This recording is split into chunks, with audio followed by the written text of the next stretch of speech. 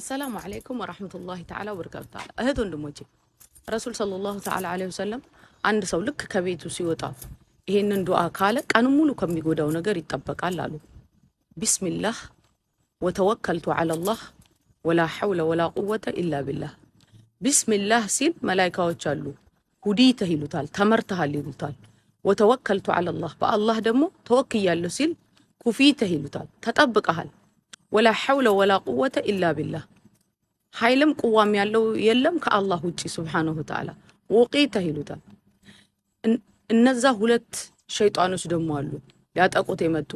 ይሄ የተመራ ሰው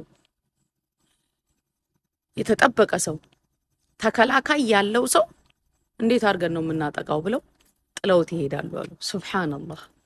አላህ ሱብሓነሁ ወተዓላ የምንጠቀምበት ያድርገን።